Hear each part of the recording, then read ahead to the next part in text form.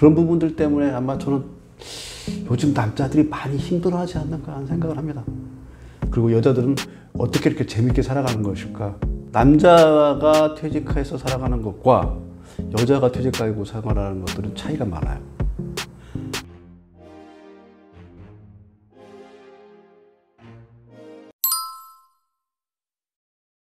네, 안녕하세요. 정선영입니다. 제가 1968년도에 태어났기 때문에요. 이제 그 57, 8 이제 이렇게 가고 있습니다. 그래서 57, 8 이렇게 살아오면서 제가 살아온 이 과정 속에서 느껴왔던 것들을 좀 글로써 표현해서 지금 요즘 살아가고 있어서 저를 뭐 소개할 때 작가라고 얘기해 주는 부분들이 가장 적절한 것 같고요. 요즘 이제 새롭게 이제 공부해가지고 박사학위를 받아서 박사라는 호칭, 뭐 작가라는 호칭 또는 박사라는 호칭으로 이렇게 불러주면은 그렇게 듣기가 좋더라고요. 그래서 요즘은 정선영 박사입니다. 이렇게 해가지고 제 소개를 하고 있는 정선영입니다. 이런 얘기를 좀 드리고 싶어요. 인류가 지금 살아오는 과정들을 보면은 1만 년 전에 아마 농경이 시작되면서 그때 농경이 시작되는 바람에 남자의 역할과 여자의 역할들이 하나로 결합되는 형태들이 많이 나타나고 그 이전에는 여자하고 남자의 역할들은 분명히 갈라졌던 것 같아요. 주로 이제 남자들은 뭐 했냐면요. 진짜 창 들고 돌도끼 들고 말 그대로 사냥하고 사냥해가지고 뭐 맘못을 잡든 뭘 잡든 잡아와서 식량을 책임지는 그런 역할들을 해왔고 남자들이 사냥의 역할을 담당했다고 그러면 여자들은 남자들이 사냥해온 걸 가지고서 요리를 하고 그렇지 않으면 그 자기가 살고 있는 터전 주변에 가서 채집, 그러니까 식물을 길거나 과일을 따오거나 이런 식의 채집할 수 있는 것들을 해서 역할이 분명히 나눠져 있었던 것 같아요.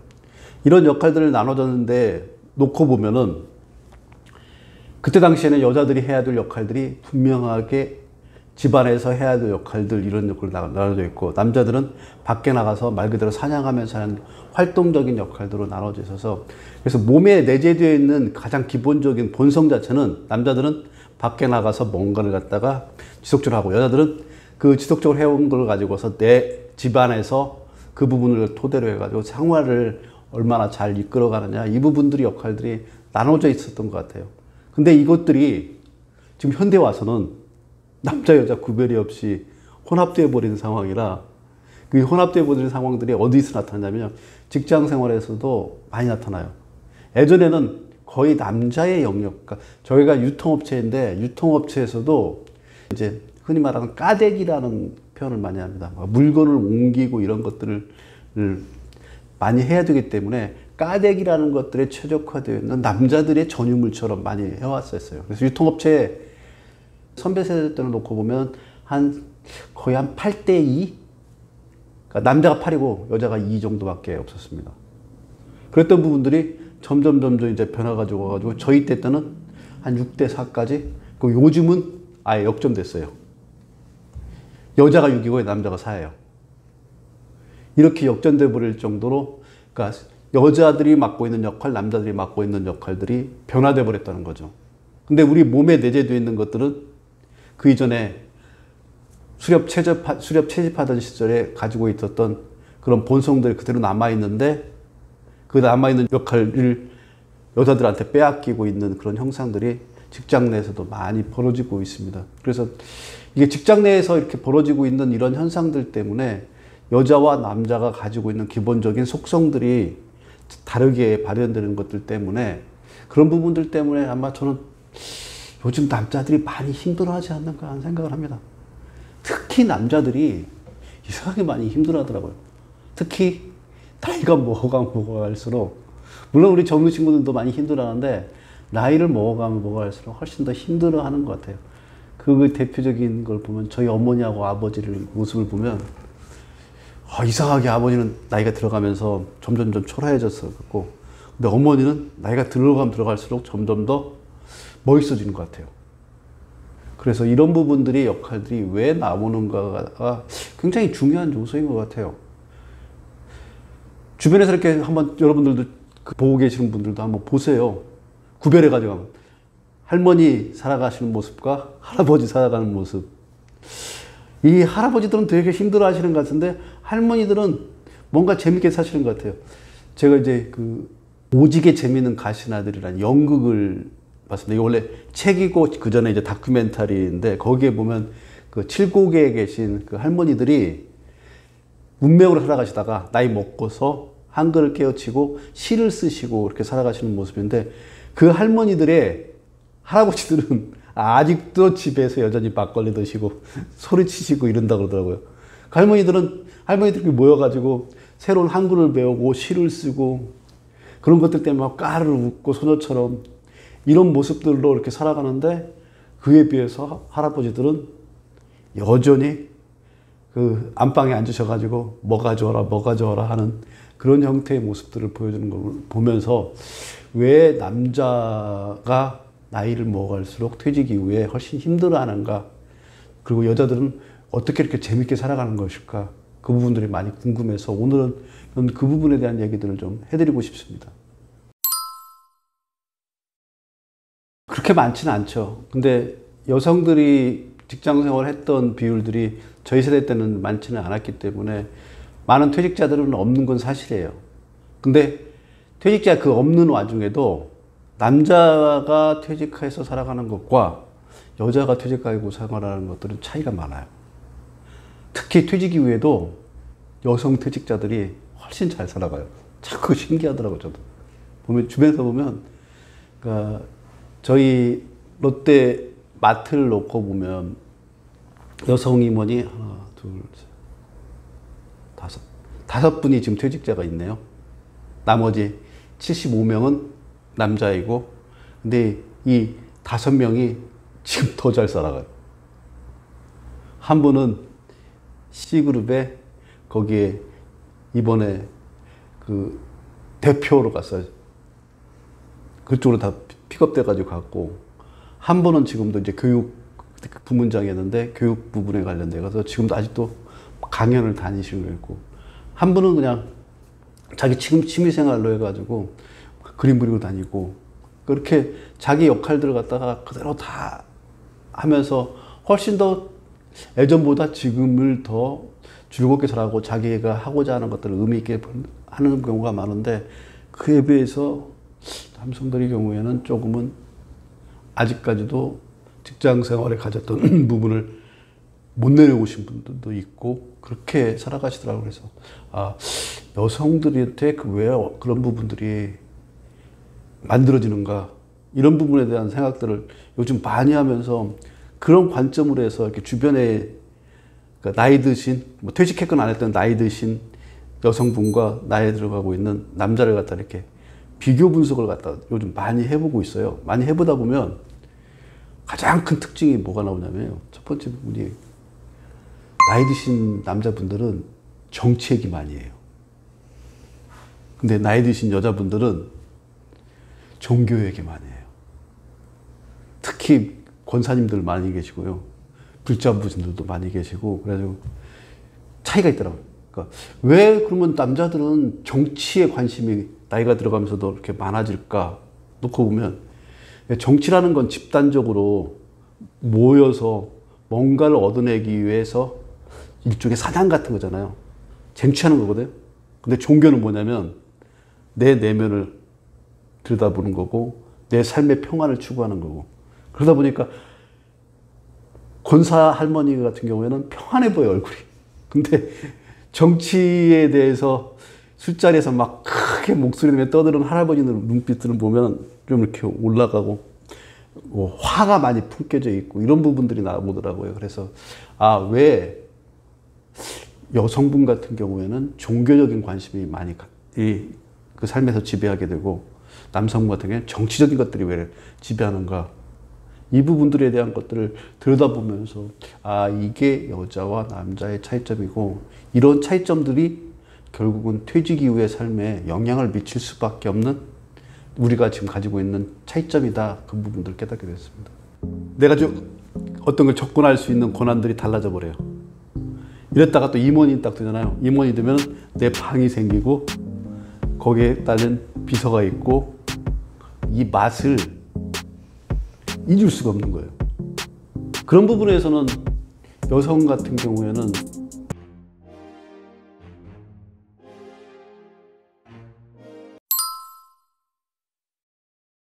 첫 번째 부분은 제가 이제 직장 생활하면서 느끼는 건데, 직장 생활하면 그 서열이라는 게 있어요. 남자 사이에는 이 서열이 진짜 엄격해요. 그래서 제가 이제 팀원이었다가 팀장을 도면 어떻게 되는지 아세요? 제 테이블이 그만큼 커져요.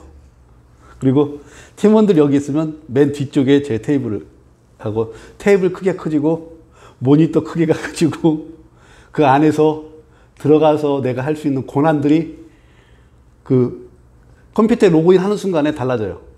내가 어떤 걸 접근할 수 있는 권한들이 달라져 버려요. 이랬다가 또 임원이 딱 되잖아요. 임원이 되면 내 방이 생기고, 거기에 딸린 비서가 있고, 거기에 딸려 있어 다른 지원책들이 다 달라지고, 내가 실질적으로 결제할 수 있는 정결권의 권한들이 폭이 넓어져 가고. 그러니까 이런 것들에게 은연중에 우리한테 다 지금 배겨 있는 것 같아요. 이 이전에는 어디서 배웠냐면요, 군대에서. 군대에서 이 짝대기 하나 올라가는 것들이 얼마나 막강한 힘을 발휘하는지 군대를 갔다 온 남자들은 잘 알거든요. 그러니까 그런 부분들이 뼛속 깊이 새겨져 있는 것 같아요. 그러니까 이걸 흔히 다른 말로 표현한다면 권위의식인데, 이 권위의식이 직장에 있을 때까지는 괜찮은데, 직장에서 딱 퇴직하고 나면 그 모든 가졌던 고난, 이런 부분들이 한꺼번에 싹 사라져요. 내 사회적 지위에서는. 근데 내 마음은 아직도 그 자리에 그대로 있거든요. 이게 벗어나기가 쉽지가 않아요. 그러니까 사람들 마음에서 자기가 누려왔던, 자기의 그 고난을 누려왔던 그 맛을, 그러니까 이게 일종의 권력의 맛이거든요. 이 맛을 잊을 수가 없는 거예요.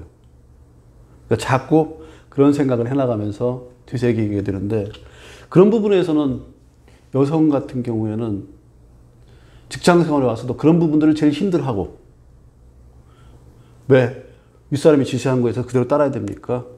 이건 이렇게 해야 되고 이렇게 해야 되고 하는 부분들에 대한 것들도, 의견을 제시하는 부분들로 여성들이 많고, 그리고 기본적인 지향하는 자체가 평등적인 것들을 지향을 많이 하더라고요. 그러니까 그게 남자들이 워낙 지나치게 강하기 때문에 거기에 상대적으로 여성분들 같은 경우에는 서로 간에 평등적으로 얘기하려고 하는 부분들이 되게 많아서, 그런 부분들 때문에 결국은 퇴직 이후에도 계속 자기의 권위를 지키려는 그 마음이 남아있고, 근데 여성분 같은 경우는 그 마음을 갖다가 내려놓을 준비들이 이미 직장 생활을 하면서 했던 것 같아요.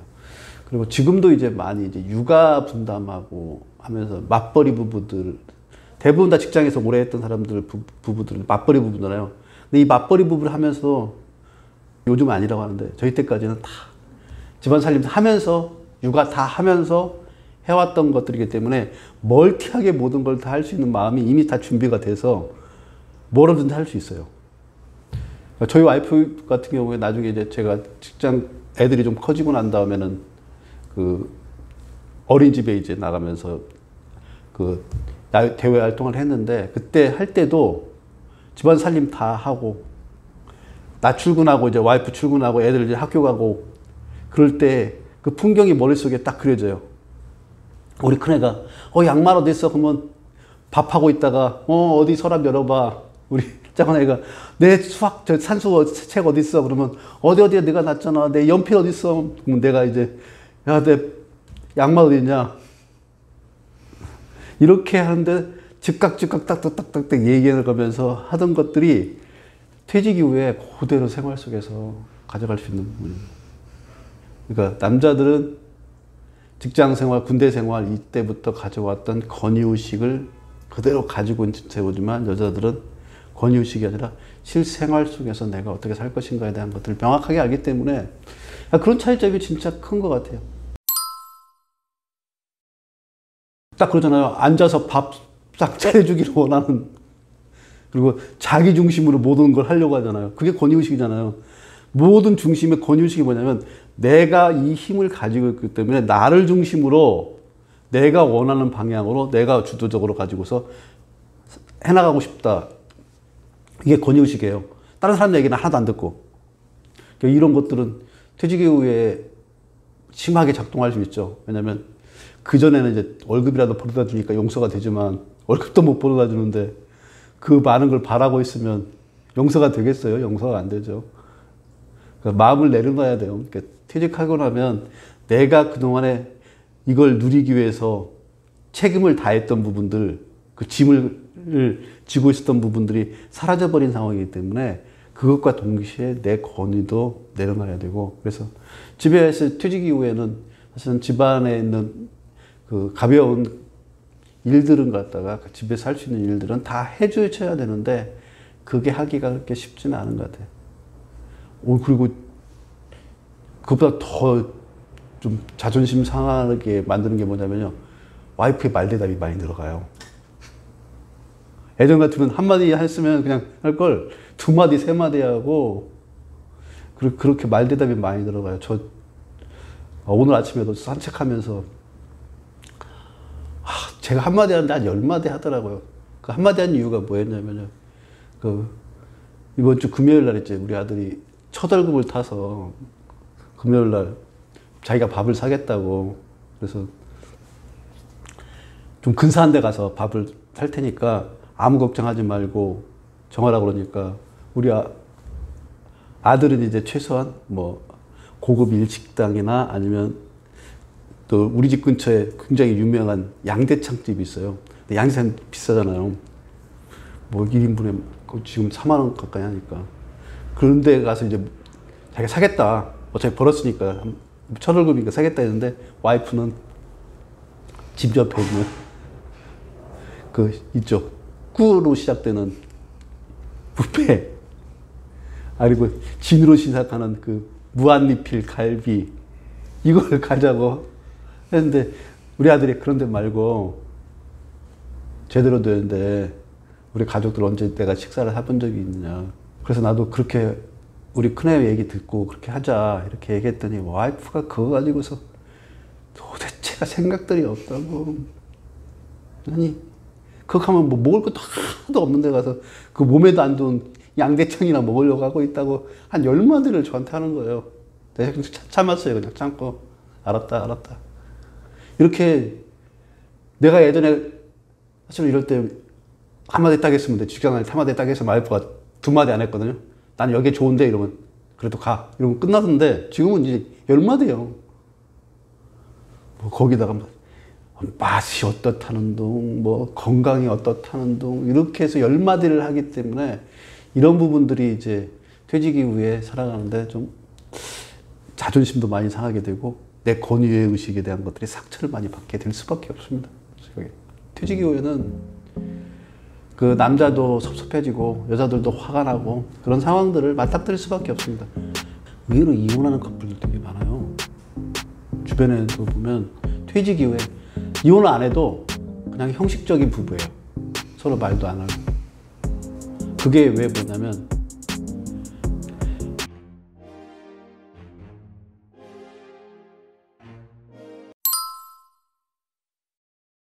돈도 있고요. 돈도 있고 내가 생활하는데 생활 반경이 직장이라는 데 있을 때는 집에 와이프하고 부딪힐 일이 별로 없어요. 직장에서 해결하고 다 들어가기 때문에. 근데 직장에서 해결할 때는 내가 직장에서 뭐 팀장이었으면 팀원들이 다 해줬을 거거나 아니면 회사가 제공해 주는 것들이 있기 때문에 거기서 내 하루 24의 생활 중에 거의 한 80%를 다 거기서 사용하고 오는데 지금은 100%를 다 와이프와 같이 하는데 나는 이미 직장 생활할 때 누군가한테 지원을 받아오던 데 익숙해져서 와이프가 그 역할을 갖다 다 해준다면 와이프 화날 수밖에 없잖아요. 거기다가 월급이라도 있어가지고 월급이라도 받아다 주면은 감내해 준다는데 돈도 한 번도 안 주면서 요구사항은 많은 거 아니에요. 그러니까 자기 책임을 다하지도 않으면서 요구사항은 많아지는 거기 때문에 어쩔 수 없이 퇴직 이후에는 그 남자도 섭섭해지고 여자들도 화가 나고 그런 상황들을 맞닥뜨릴 수밖에 없습니다. 그 중간에 합의점을 찾지 않으면 점점점 사이에 골이 깊어지는 경우들이 많아요. 그래서 퇴직 이후에 의외로 이혼하는 커플들 되게 많아요. 주변에도 보면 퇴직 이후에 이혼을 안 해도 그냥 형식적인 부부예요. 서로 말도 안 하고. 그게 왜 그러냐면, 그러니까 자기가 직장 생활을 하면서 부딪히지 않았던 것들을 갖다가 퇴직 이후에 부딪혀가면서 내 안에 있는 것들이 그대로 다 드러나 버리는 거예요. 그렇기 때문에 서로 간에 감춰진 것들이 쑥쑥 솟아나면서 서로 간에 맞부딪히니까 나중에 이제 더 이상 건널 수 없는, 그래서 아예 말도 안 하는 부부들 많아요. 그러니까 각방 쓴 건 이미 옛날 얘기고요. 각방 쓴 건 보면 서로 간에 말 한마디도 안 하는 분들. 유일한 대화법은 자식을 통해서 전달하는 거. 그러니까 자식들 때문에, 자식들이 이제 결혼하지 않은 자식들이 있기 때문에 그 자식들 때문에 한 공간에서 그냥 살아가는 거지, 그게 효율적이니까. 이혼하고 나면 굉장히 비효율적이잖아요.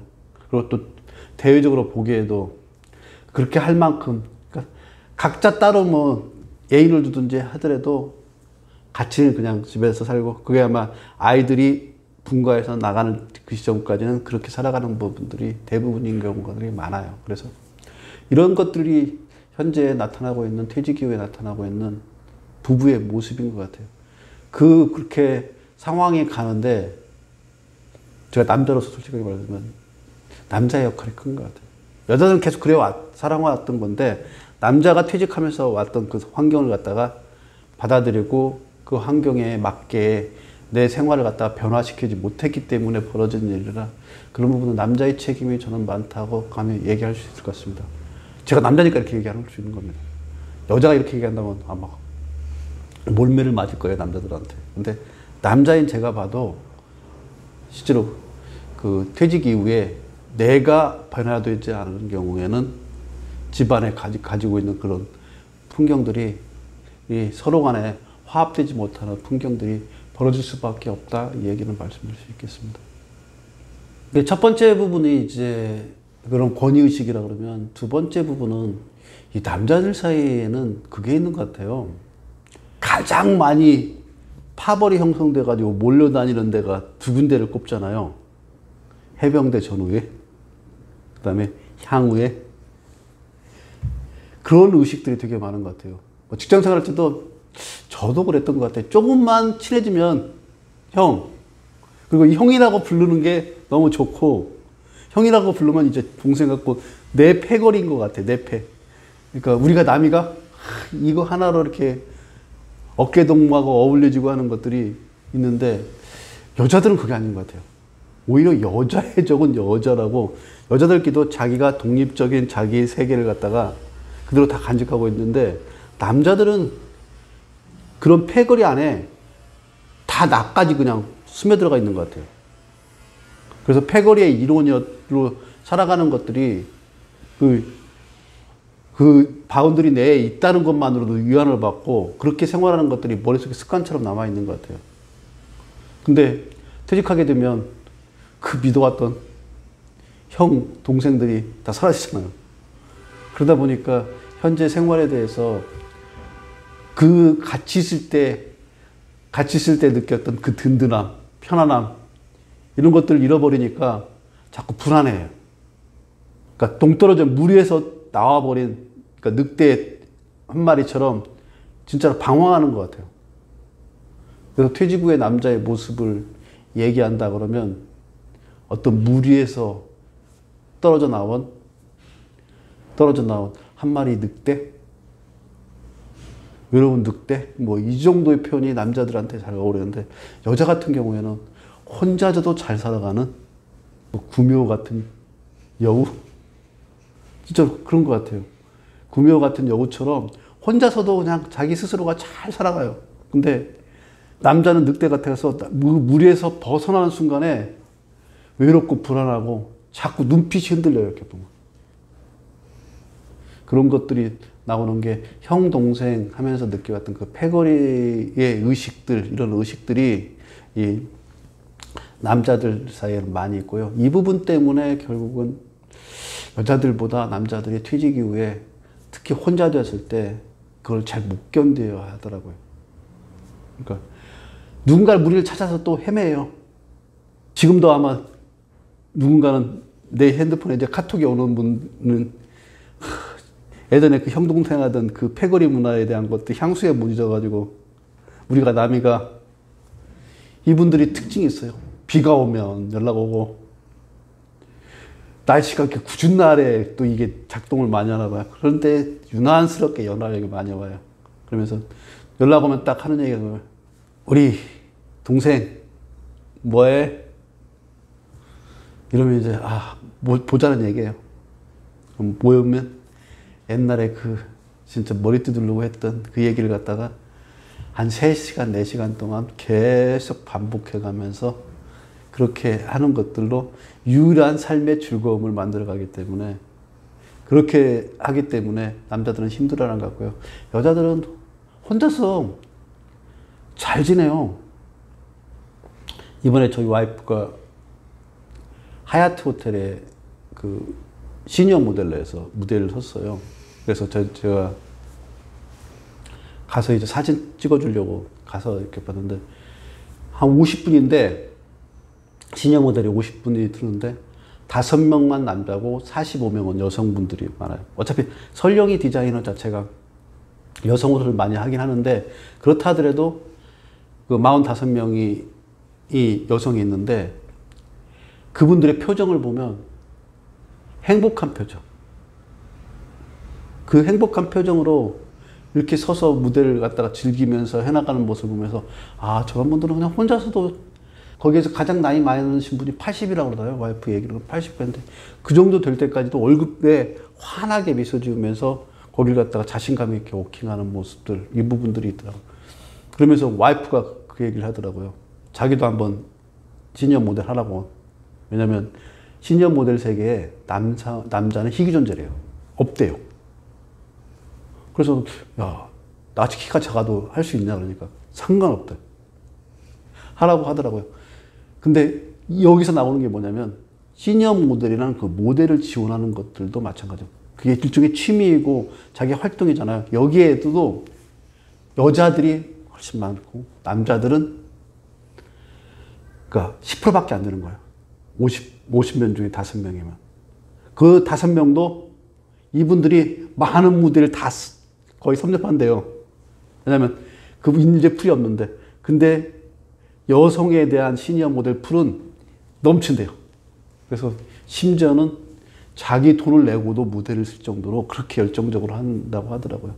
그만큼 여자는 혼자서도 뭔가의 활동들을 계속 나이 먹고도 할 수 있는 것들이 있는데 남자들은 같이 어울려가지고 하려는 이런 마음들, 그러니까 패거리에 같이 어울리려고 하려는 마음들이 그게 은연중에 있기 때문에 그래서 정치 얘기를 많이 해요. 정치라는 게 결국은 집단 싸움이에요. 그리고 남자들이 또 축구 같은 이런 부분들을 좋아해요.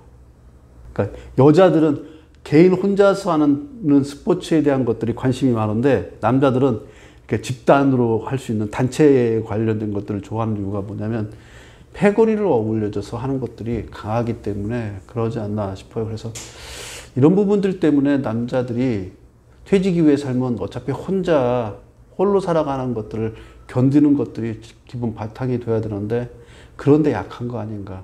그래서 퇴직 이후에 패거리에서 이탈되는 순간에 불행을 느끼고서 살아가는 부분들이 남자들이 많기 때문에 그래서 퇴직이 되거나 나이가 들어가서 혼자 되는 것들 때 훨씬 더 남자들이 힘들어하는 것 같아요. 그래서 시골에 내려가 보면요. 할머니 혼자 살아가시는 농촌 많아요. 할아버지 혼자 살아가시는 분들. 그게 없더라고요. 그리고 빨리 또 돌아가신다고 하더라고요. 그쪽에 그 얘기를 들어보니까 그게 뭐냐면 혼자서 생활하는 걸 견뎌낼 수 있는 내적 힘이 없다는 걸 저는 그거 반증이라고 생각을 합니다. 그래서 뭐 예전에 칠곡 가시나들 거기서 나온 것처럼 그 칠곡에 계신 그 진짜 할머니들처럼 혼자서도 재미있게 까르르 웃으면서 살아갈 수 있게 하는 것들이 여성들한테는 가지고 있는데 남성들 경우에는 그런 패거리적인 것들 때문에 그걸 못해서 그래서 나이 들고 가면 갈수록 훨씬 더 큰 외로움을 느낀다. 그 얘기는 말씀드릴 수 있을 것 같습니다. 회사에 그만두고 난 다음에 동업하는 거 이 부분들은 절대로 같이 하지 말라는 얘기가 있어요. 왜 그러냐면 아마 장그래하고 그 오차장인가요? 오차장하고 사업 성공했으면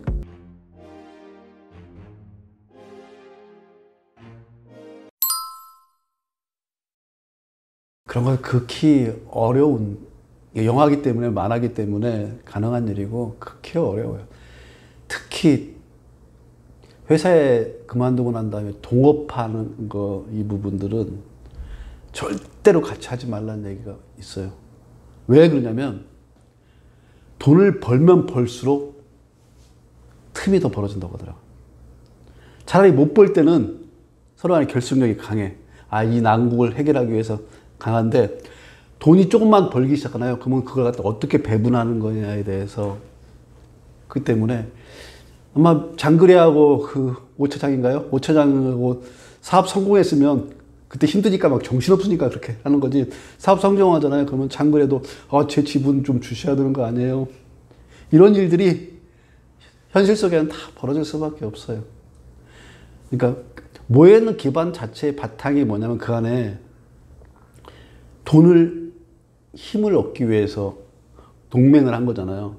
일종의 동맹이잖아요. 그래서 이런 동맹을 했을 때는 그 동맹의 성과가 나오는 순간에 동맹은 깨지는 경우가 대부분 다 역사상의 모든 사례들을 보면 동맹은 다 이루고 나면 다 깨졌어요.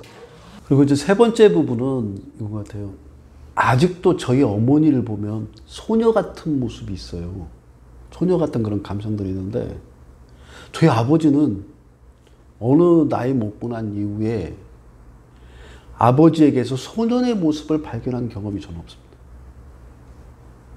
유일하게 소년의 모습이 나올 때가 언제냐면 약주 한 잔 드시면 좀 그 청년의 그 열정들 이런 것들을 보여주는데 평상시에는 그런 모습이 전혀 안 나요. 그러니까 술을 마셔서 깨어낼 수 있는 감성 이외에는 이 안에 남자들의 감성은 없는 것 같아요.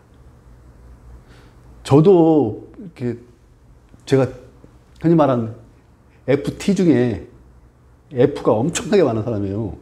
이게 뭐냐면 감성적인 성격이 많은 저도 많이 사라져가고 있다 이런 생각이 드는데 근데 의외로 저희 어머니 같은 경우는 지금도 80이 넘으셨는데도 아직도 소녀 같은 모습이 보여요.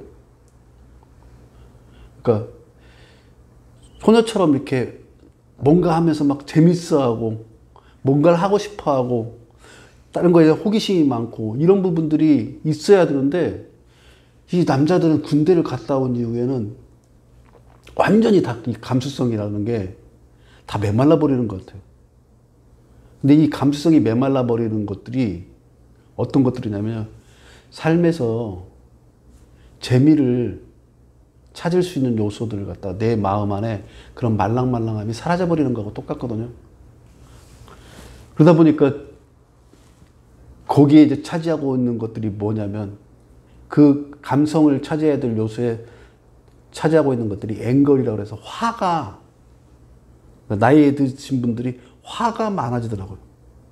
거기에 소녀 같은 감성 이런 것들이 채워져야 될 것들이 사라져버리는 그 자리에 화가 나고 권위의식이라는 것들이 있기 때문에 누군가한테 막 지시하고 하는 그런 것들로 다시 또 채워져 버려서 그래서 남자보다 여자가 훨씬 더 50 이후에 퇴직 이후에 잘 살아가는 가장 큰 이유는 저는 이거로 잡고 싶어요.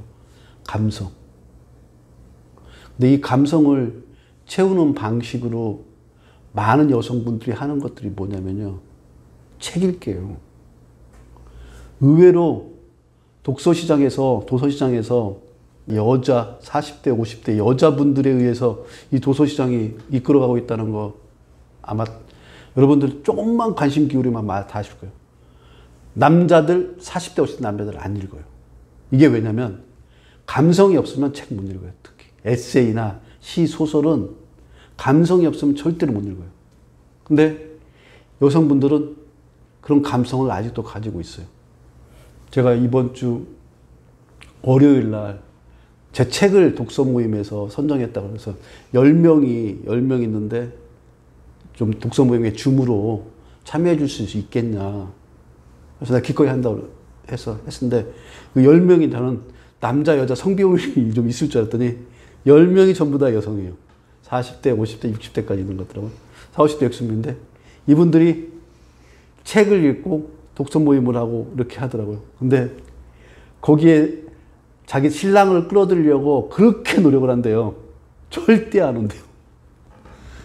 그게 뭐냐면 책을 읽을 만한 감성이 남자들한테 사라진 거고 그 감성이 사실은 그분들의 표정처럼 새로운 거 하나를 보면 재밌어하고 그렇게 했던 감성들이 결국 지금의 내 삶을 갖다가 계속 깨우고 가잖아요. 그래서 그 카프카에게 그런 말이 있잖아요. 책이란 내 얼어붙은 마음의 바다를 깨우는 도끼다. 그렇게 도끼질을 계속 해나가시는 분들은 삶이 행복해요. 그러니까 막 순수하고 제가 한마디만 하더라도 어떻게 그런 생각을 하세요 작가님 막 이렇게 리액션이 나오면서 소녀처럼 그렇게 해주더라고요. 그래서 이분들은 참 재밌게 사시는 분입니다.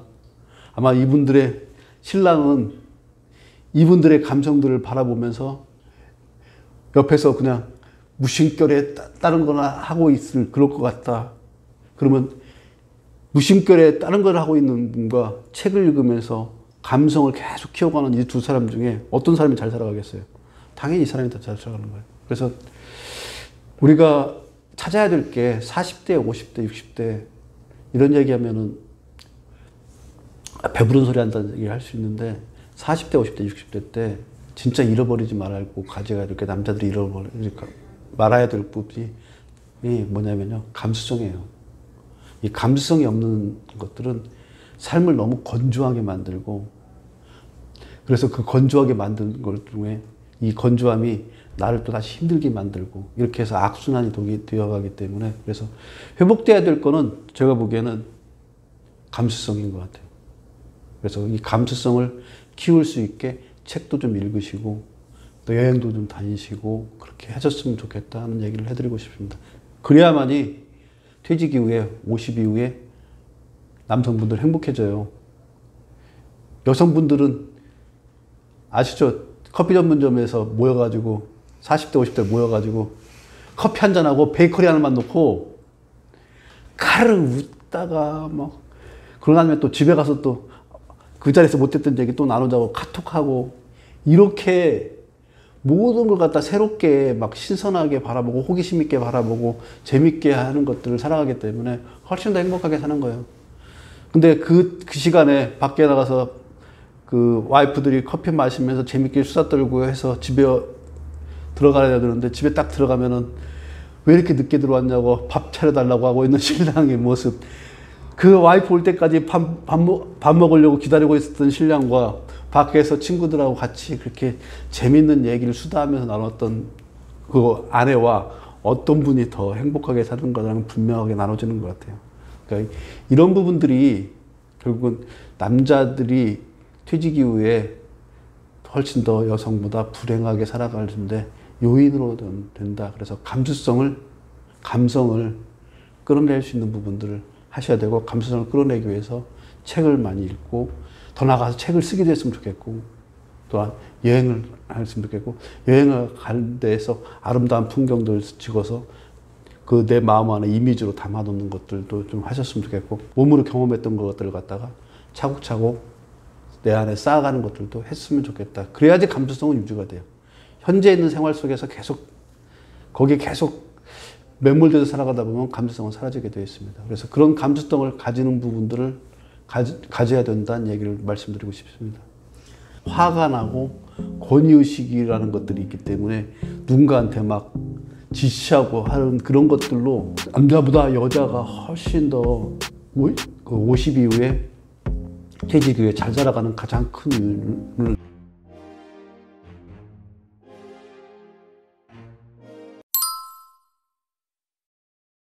패거리 문화의 어른의 가장 큰 건 뭐냐면 베푸는 사람이에요. 베풀어야지 근데 베풀려고 그러면 뭐가 있어야 돼요? 돈이 있든지 힘이 있든지 두 가지가 하나 있어야 되잖아요. 근데 퇴직을 하게 되면 대부분 다 그 힘을 한꺼번에 다 잃어버리는 경우가 많아요. 그래서 잃어버리기 때문에 퇴직 이후에도 예전처럼 그렇게 돈과 힘으로서 나를 갖다가 이끌어주던 그런 것들을 기대하기가 어려워요. 예전에는 보통 직장 상사하고 회사 다닐 때 그때는 현역에 있을 때는 직장 상사하고 가면 내가 음식값 결제할 일, 술값 결제할 일 전혀 없어요. 다 윗분들이 다 해. 퇴직하고 나서 이제 서로 간에 눈치 봐요. 그런 사이에서 어떤 건의가 나오고 어떤 패거리에 대한 단합이 되겠어요? 안 돼요. 그래서 그런 부분들 때문에 패거리가 가지고 있던 것들은 그게 기본 자체가 힘과 돈에 의해서 만들어진 것들이기 때문에 그건 다 와야 되게 돼 있습니다. 이게 인간 사회의 기본 바탕이에요. 그게 뭐 잘됐다 잘못됐다 논할 필요도 없고 그것 때문에 모여있던 집단이었고요. 그것 때문에 그것이 사라지는 순간에 이 집단이 가지고 있던 결속력도 다 사라지는 거예요. 그게 당연한 거예요. 그러니까 그런 데 의존하기 때문에 남자들이 힘들어하는 거예요. 근데 여자들은 그런 데 의존 안 해요. 자기 스스로 독립적으로 내가 살아갈 수 있는데 도움이 되는 것들을 명확하게 잘 알아요. 진짜 잘 알아요. 이게 나한테 도움이 된다 안 된다. 그걸 내가 어디서 보면 잘 아냐면 우리 와이프 보면 정확하게 봐요. 와이프는 정확하게 실숙형이에요. 실속 있게 이게 나한테 뭔 도움이 돼? 나한테 도움이 안 되는 거 가지고 내가 왜 그래? 이런 식으로 명확하게 구별해내는 것들이 있는데 그게 아니라 남자들은 그 분위기라든가 이거에 휩쓸려 가지고 하기 때문에 그런 문화를 그런 패거리의 의식을 가지고 있는 것들이 퇴직 이후에 살아가는데 결정적으로 남자들 갖다가 힘들게 하는 요소로 작동할 수밖에 없습니다. 네 번째 부분은 저도 이제 마찬가지인데 남자들이 보면은 대부분 다 술과 담배를 하잖아요. 술과 담배를 하고 이러다 보니까 특히 여성들보다 술과 담배를 하지 않는 여성들이 훨씬 더 건강이 유지되는 부분이 크고요. 그게 가장 단적으로 나타나는 게 평균 수명이 남자보다 여자가 3년인가 4년인가 더 길다는 얘기를 내가 들었습니다. 그 얘기는 무슨 얘기냐면 그만큼 체력적으로 훨씬 더 건강하다는 얘기예요. 그러니까 마음의 감수성 이걸 떠나서 기본적인 체력이 힘으로는 약하지만 병을 이겨내는 힘, 그 다음에 내 현재 생활을 갖다가 지탱해가는 그런 힘들은 훨씬 더 여성분들이 많이 있습니다. 의외로 남자들이 체력이 힘이 세다고 생각해서 체력이 강할 거라고 생각하는데 아니에요. 훨씬 더 여성들이 강합니다. 그건 아마 이제 이 부분도 작동하는 것 같아요. 여성들은 기본적으로 새로운 생명을 잉태해서 새로운 생명을 낳아야 되는 그런 역할들을 해야 되잖아요. 그 역할을 할 수 있게 몸의 구조를 만들어 놨기 때문에 훨씬 더 깊게 이끌어갈 수 있는 그런 힘들은 많이 작동하는 것 같아요. 그래서 체력 부분에 놓고서 보면 남자들이 훨씬 더 못해요. 특히 언제 그런 현상들이 제일 많이 나타나냐면요. 50, 60대 남자들은 급격하게 체력이 저하더라고요. 네, 여성 같은 경우에는 그 이전에 실제로 자기 사실을 유지하기 위해서 식단 관리, 운동 관리, 그래서 헬스클럽에 가보면 남성이 많을 것 같죠. 여성이 많습니다. 수영장에 가잖아요. 수영하시는 거 할머니 여성분들이 많아요. 남자보다 훨씬 많아요. 마라톤 그쪽에도 요즘은 여성분들이 더 많이 늘어나요. 왜 그러냐면 몸의 건강함이 중요하다는 부분들을 훨씬 더 많이 인식하고 그렇게 하고 또 한 가지가 뭐냐면 생활 패턴 자체가 남자들은 그 생활 패턴 자체가 왔다 갔다 왜냐하면 술과 또 어떤 단체 생활을 하게 되면 거기에 얽매여 있기 때문에 생활 패턴들이 왔다 갔다 해서 그 생활의 루틴대로 하는 좋은 습관들을 가지고 있지 못한 경우들이 많아요. 근데 여성분들은 그런 부분들이 철저하게 지키는 왜냐하면 하루에 밥 새끼를 갖다 계속 그 루틴에 맞춰가지고 차려야 되고, 빨래를 해야 되고, 여러 가지 하는 그 집안에서 할 수 있는 그런 모든 일들은 하루 생활에 대한 기본적인 루틴을 지켜주지 않으면 할 수 없는 일들이에요. 저도 요즘 집에서 제 집안 살림을 조금 하다 보니까 알겠더라고요. 아, 귀찮은 일이 너무 많아요. 분리수거도 해야 되죠. 설거지도 해야 되죠. 빨래를 또 해가지고 다 일일이 옷걸이에다 걸어가지고, 요즘 이제 장마철이잖아요. 장마철에는 이 빨래하고 빨래끼리 이렇게 붙으면 저 혼나요, 와이프한테. 이걸 떨어뜨리려고. 이게 와이프는 계속적으로 해오면서 이미 터득된 거예요. 붙지 않게 해야 되고. 그 다음에 수건하고 일반 옷하고 섬유하고 빨래할 때 분리해서 해야만이 되고, 이런 부분들을 계속 생활 패턴대로 습관처럼 이렇게 해와서 만들어져 있기 때문에, 그래서 이런 부분들이 내 몸에 배어져서 그래서 건강한 거예요. 그런 건강함이 남자보다 여성분들이 많아서, 그래서 체력 저하가 퇴직 이후에 특히 남자들한테 많이 나요. 저희 아버지를 보더라도 저희 아버지가 퇴직하자마자, 그전까지는 저희 아버지를 내가 그냥 중년이라고 하는데, 퇴직하자마자 할아버지를 되는 거예요. 1년 사이에 그렇게 되더라고요. 물론 가장 대표적인 염색을 하면서 머리가 하얗게 되는 것들도 있는데, 그거 이외에도 얼굴에 검버섯이라고 그러잖아요. 이것들이 그때 갑자기 막 피어오르더라고요.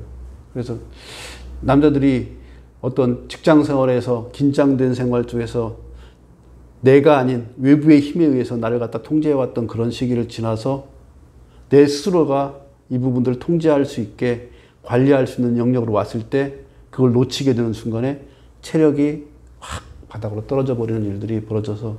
근데 여성분들은 계속 달라지는 게 없지. 계속 매일매일 그 패턴을 해왔잖아요. 그러니까 그런 패턴들이 이미 익숙해져서 하루에 그 패턴대로 계속 움직이기 때문에, 몸이라는 건 하루가 가지고 있는 그 순환에 대한 사이클에 대한 것들을 계속 맞춰가게 되면 건강해질 수밖에 없고요. 그래서 이런 건강이 바탕이 되지 않으면 나이 먹고 난 다음에 너무 힘들게 살아갈 수밖에 없더라고요.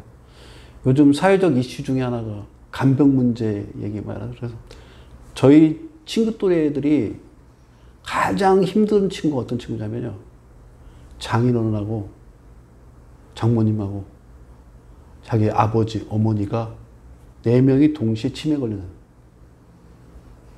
그러니까 양쪽으로 하다 보면 간병 문제, 그래서 그 간병 문제 때문에 형제들끼리 싸우고. 그래서 체력이 기본적으로 갖춰지지 않으면은 노년의 삶, 퇴직 후의 삶은 성립이 안 된다는 걸 요즘 저는 뼈저리게 느껴서. 그래서 체력 부분에 대한 것들은 굉장히 중요한데, 그 체력 부분의 관리 자체를 갖다가 남동보다 여성이 훨씬 더 잘한다는 거. 그리고 치매 그 발병하는 부분들이잖아요. 치매 발병률을 놓고 보면 남자들이 높은 거 아세요? 나이가, 치매가 시작되는 나이가 남자들이 훨씬 더 낮아요. 그게 뭐 알코올 때문에 그런 경우도 많다고 하더라고요. 근데 알코올 이런 부분들이라든가 생활 패턴 자체가 치매라든가 이런 부분들에 훨씬 더 노출되는 경우들이 많기 때문에, 그래서 체력 부분에 대한 것들도 남성이 여성보다 훨씬 더 관리를 못하는 부분들이 있기 때문에, 그 부분들 때문에 불행으로 연결되지 않을까 하는 생각을 합니다. 이걸 대부분 사람들은 간과해요. 아, 체력이 내 노년의 삶에 영향을 미친다는 부분들을 간과하는데 굉장히 중요한 요소입니다. 그 중요한 요소를 갖다가 그래도 남자보다 여자가 잘 관리해서, 그래서 노년의 삶이 여자가 더 행복하는데 체력 부분도 중요한 역할을 하고 있습니다. 뭐 눈 안 보이는 건 뭐 이미 마흔부터 했고요. 이비인후과에 가서 확인하니까 딱 한마디로 저기를 내더라고요. 귀에 노화입니다. 인생의 맛을 모르는 거하고 똑같아요.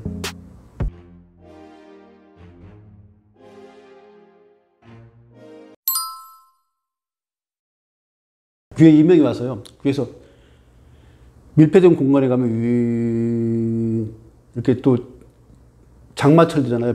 이렇게 날씨 굳으면 저기압이 되나 봐요. 그때면 여기서 유잉 소리가 나요. 그러다가 조금 있으면 유잉 소리가 나는 것들 때문에 어지러워요. 이걸 딱 경험해서 이비인후과에 가서 확인하니까 딱 한마디로 저기를 내더라고요. 귀의 노화입니다. 그러니까 귀 달팽이관 그 안쪽에 보면 그 쉽게 말해 그러니까 저주파들 있잖아요. 저주파 이런 부분들을 갖다가 그 깊은 안쪽에서 그걸 갖다 흡수해 들는데 그게 기능을 못 하니까 그게 들리지 않고 윙 소리를 작동해서 나온다고 그러더라고요. 그래서 내 귀가 이명이 되면서 하는 것을 보면서 저는 이제 귀가 안 들릴 거라 이런 생각을 내가 해본 적이 없었는데 그 윙 하면서 내 머리를 갖다가 막 어지럽게 하는 순간에 그래 내 체력이 이제 내 몸이 노화가 시작됐구나. 뭐 눈 안 보이는 건 뭐 이미 마음부터 했고요. 거기다가 이제 가장 결정타를 입힌 거는 이 흔들리는 이 잇몸이 약해가지고 지금 제가 어제 건강검진 하려고 이제 접수하러 갔는데 치과에 이거 치석 제거를 해주는 부분들을 스케일링을까지 할까요? 이렇게 하더라고요. 고민했어요. 같으면 분명히 스케일링 하다 보면 이건 임플란트 하라고 얘기할 것 같아요. 그러니까 두려운 거예요. 제가 이빨 때문에 이렇게 두려움을 느끼나 그런 생각을 예전에 해본 적이 없어요. 심지어는 진짜 예전에 젊었을 때 그 무식하게 병따개 이걸로 따면 되는데 그걸 갖다가 이빨로 땄던 적도 있어요. 그런 미친 짓을 할 만큼 내가 이빨에 대해서는 자신감이 있었는데 지금은 내가 그때 왜 그런 짓을 했을까 싶기도 해요. 그리고 왜 진작에 이빨 관리를 그러니까 치과에 대한 것들을 자주 가서 관리를 못했을까. 이게 흔들리니까 맛있는 음식이 느낄 수가 없어요. 이게 신경 쓰니까. 고기를 갖다 막 쫙쫙쫙 씹을 때 거기서 고기 씹힐 때마다 나오는 단물들 이게 고기 먹는 맛이잖아요. 그리고 제 어머니가 이제 음식 솜씨가 좋아가지고 저희 어머니가 저한테 이제 해주는 것 중에 뭐가 있냐면 그 김치를 갖다가 오래된 2년 3년 걸 갖다가 그걸 물로 빨아서 물로 이렇게 다 씻어내가지고 그걸 갖다가 살짝 볶아서 들기름 쳐가지고 이렇게 해주는 걸 내가 그걸 되게 좋아하거든요. 근데 이걸 씹으려고 그러면 이빨에 이걸로 밥을 넣고 밥과 그걸 딱 넣고 쫙쫙쫙 씹어가지고 그 김치가 안에 있는 맛과 탄수화물에 있는 단맛이 결합됐을 때 비로소 느끼는 맛인데 못 씹어요. 그러니까 입에서 우물우물 그리고 일단 넘기면 맛이 없는 거예요. 그러니까 음식 맛을 모른다는 얘기는 뭐냐면 맛에 대한 것들을 모른다면 인생의 맛을 모르는 거하고 똑같아요. 그래서 그 음식을 먹을 수 있을 정도의 그런 이빨에 대한 체력, 이빨에 대한 것들을 가지고 있지 못한 것들이 이게 바로 나이가 들어서 체력이 떨어져가는 가장 큰 증거라고 생각하고 그런 것들 때문에 좀 요즘 많이 좀 스트레스 받고 있습니다. 5번째 이 부분들이 이제 아마 가장 남자들을 갖다가 동굴 속으로 숨어버리게 만드는 것 같아요. 그러니까 스스로에 대한 자존감들이 사라지더라고요. 그러니까 우리가 흔히 생각하고 있는 자존감이라 그러면 내가 누구다, 내가 뭐 무슨 부장이네, 무슨 점장이네, 뭐네 이런 부분들로 채워져 있을 그런 자존감들을 남자들이 훨씬 더 많이 의존해요. 근데 여자들은 그런 걸 그렇게 신경 쓰지 않더라고요. 어제 같은 경우에 손님들을 만나가지고 얘기하는데 손님들의 얘기에 한 3분의 2가 내가 누구 알아. 누구하고 같이 얘기해보니까 요즘 잘 나가는 사람들 있잖아요. 특히 이제 그 정치하는 사람들이나 내가 그때 그 국회의원 내가 키웠는데 내가 자기 학교 이제 후배라고 그러더라고요. 내가 다 키웠는데 그 콜리기를 갖다가 내가 이렇게 다 키웠는데 이런 얘기들을 갖다가 하면서 내 자존감을 갖다가 붙잡으려고 노력해. 근데 여자들은 내가 누구 알아 이걸 하지 않거든요. 그러니까 그게 뭐냐면 내가 내 스스로에 가지고 있는 내적 가치를 아니면 내가 가지고 있는 돈이라든가 이걸 가지고서 하려는 게 아니라 남자들은 이상하게 내가 누구 알아. 내가 뭐 했던 사람이야. 이걸로 내 자존감을 채우려고 노력을 많이 하더라고요. 근데 이거가 굉장히 허망한 거라는 걸. 내게 아닌 것들은 절대 내게 안 돼요.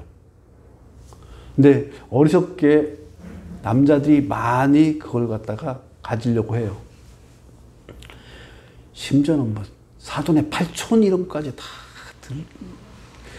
뭐 인생을 한 두세 번 봤을 것 같은데 자기하고 막역하다는 도 그러면서 뭐 혹시 뭐 그 필요한 거 있으면 얘기하라고 내가 거기에 얘기해주면 그렇게 해서 나 얘기 듣는 것들을 성공한 사례가 저는 없어서 저는 예 하고 마는데 그렇게 자존감을 채워가고 있는 그 퇴직 이후의 삶이 남성들의 경우에 많이 보여요. 근데 여성들은 그게 아니라 그 시니어 모델 했던 얘기를 다시 하면 그분들은 자기가 시니어 모델로 그 무대에 서는 걸로 행복함을 느끼는 거예요. 내가 시니어 모델인데 뭐 다음에 유명한 모델이 그 오프닝을 쓰나 봐요. 그 사람하고 같이 무대를 섰던 것들 때문에 내가 가치가 존재가 본다는 걸 스스로를 느끼고 있는 거지 내가 그 모델을 알고 있어. 그 모델하고 잠깐 지나가면서 스쳐가면서 봤어. 이런 걸로 해서 채워지는 것들이 아니거든요. 근데 남자들은 이상하게 내가 누구누구를 알아. 그래서 대부분 다 남자끼리 만나면 호구조사 하잖아요. 군대 어디 나왔어? 학교 어디 나왔어? 고향이 어디야? 그래가지고 누구 알아? 누구 알아? 누구 알아? 그래서 서로 간에 내가 그걸 알고 있다는 것들이 나의 자존감을 세워주는 것이라는 생각으로 자꾸 그런 것들만 추구하게 되다 보니까 그러다 보니까 남자들이 50 이후에 그런 것들을 채워지지 못하는 것들이 점점 상황이 벌어지면 벌어질수록 결국은 이제 자존감이 더 바닥으로 추락 하다 보면 그러다 보면 이제 자기만의 동굴 속에 갇혀가지고 유튜브를 보게 되고 유튜브를 보게 되면 한 번 보기 시작하면 똑같은 알고리즘을 계속 오기 때문에 그 세계에 빠져서 나는 이제 그 세계의 하나의 이론인 것처럼 그렇게 살아가면서 그 자기만의 환상 속에서 그냥 살아가게 되고 그것들이 이제 현실 속에서 깨어지는 순간에 분노하듯이 나오고 이런 경향들이 솔직히 말하면 남자한테 많아요. 여자들은 되게 실속형이에요. 뭐 하나를 하더라도 이게 나한테 도움이 돼, 안 돼? 현실적으로 이게 맞는 거야, 아닌 거야? 그러니까 그런 얘기 많이 하잖아요. 그 예전에 같으면 그 신랑 같은 경우에는 그 쌀독에 쌀이 떨어져도 그 삼배못이 있고 앉아가지고 담배 땅땅 피우고 있는데 그 아내 되는 분들은 팥줄기라도 흐르고 풀 캐가지고 애들 밥 먹이고 하는 모습들이 우리 60년대, 70년대, 50년대 전형적인 모습이 됐던 것들이 다른 형태로 지금도 현상에도 그대로 나고 있어요. 퇴직 이후에 심지어 뭐라도 하러 나가시는 분들은 여성분들이 많아요. 요즘 시니어 일자리라고 그래가지고 그냥 가볍게 아침마다 나와서 그게 얼마나 돈을 줄지 모르는데 어쨌든 그렇게 나와 있는데 그렇게 시니어들이 하고 있는 일자리에 할아버지 있는 경우는 난 못 봤어요. 그러니까 구청에서 하고 있는 시니어들 일자리를 놓고 보면 우리 집 앞쪽에 그 공원을 청소하는 부분들을 시니어 일자리 어르신들이 해가지고 이 앞에다가 그 조끼 입고서 이렇게 하시는데 거기에 80% 90%가 할머니들이에요. 할아버지들보다. 이 얘기는 무슨냐면 현실적인 부분들을 내서 스스로 실속 있게 해나가는 부분들이 훨씬 더 할머니 여성분들이 많기 때문에 퇴직 이후에 그래도 생활 속에서 잘 살아갈 수 있는 분들은 그런 분들인 것 같아요. 그때 가장 결정적인 역할을 하는 게 자존감을 갖다가 밖에서 찾는 게 아니라 내 안에서 찾을 때 그게 가능하게 되는 겁니다. 그래서 제가 이렇게 남성임에도 불구하고 남성을 디스하는 5가지 이유에 대해서 말씀드렸잖아요. 첫 번째 부분은 권위의식, 그리고 두 번째 부분은 패거리 문화, 그리고 세 번째 부분은 잃어버린 감성, 네 번째 부분은 체력저하, 그리고 5번째 자존감에 대한 얘기를 했는데 이 부분들이 의외로 퇴직 후의 삶을 결정한 중요한 요소로 작동하고요. 제발 이렇게 일상적으로 흘러가고 있는 이런 생활 속에 우리 남자들이 좀 빠지지 않고 벗어나서 퇴직 후의 삶에 보다 더 행복한 삶으로 나아가기를 바라는 마음으로 말씀을 좀 드렸습니다.